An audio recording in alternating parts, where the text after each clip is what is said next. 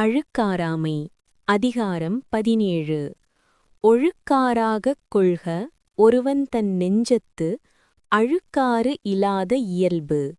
பொருள்: ஒருவன் தன் மனதிற்குள் பொறாமை இல்லாத குணத்தையே தமக்குரிய மேலான அறவழியாகக் கொண்டு வாழ வேண்டும்.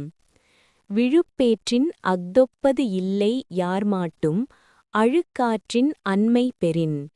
பொருள்: யாரிடத்திலும் பொறாமை கொள்ளாத தன்மையைப் பெற்றால் ஒருவனுக்கு அதைவிடச் சிறந்த பேறு வேறு எதுவுமில்லை. அறனாக்கம் வேண்டாதான் என்பான், பிறனாக்கம் பேணாது அழுக்கறுப்பான். பொருள்: மற்றவருடைய வளர்ச்சியைக் கண்டு மகிழாமல் பொறாமைப்படுபவன் அறத்தையும் செல்வத்தையும் விரும்பாதவன் என்று கருதப்படுவான். அழுக்காற்றின் அல்லவை செய்யார் இழுக்காற்றின் ஏதம் படுபாக்கு அறிந்து. பொருள்: பொறாமை கொள்வதால் துன்பம் வரும் என்பதை அறிந்த அறிவுடையவர்கள் அந்தப் பொறாமையினால் தீய செயல்களை செய்யமாட்டார்கள்.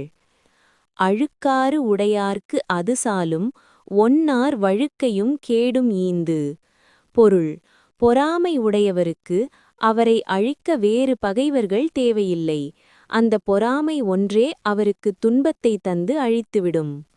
கொடுப்பது அழுக்கறுப்பான் சுற்றம் உடுப்பதூவும் உண்பதூவும் இன்றிக் கெடும்.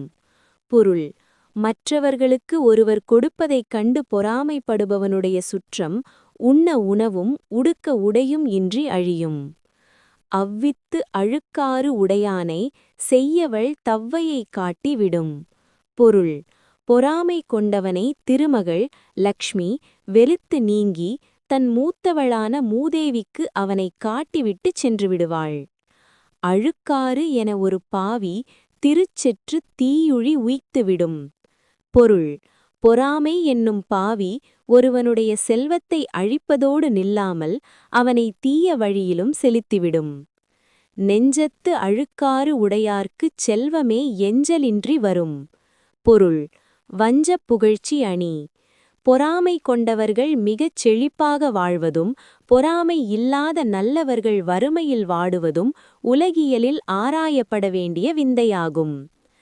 அழுக்கற்று அகன்றாரும் இல்லை அஃதிலார் பெருக்கத்தில் தீர்ந்தாரும் இல். பொருள்: பொறாமைப்பட்டு பெரிய நிலையை அடைந்தவரும் இல்லை, பொறாமை இல்லாத காரணத்தால் தாழ்ந்த நிலை அடைந்தவரும் இல்லை.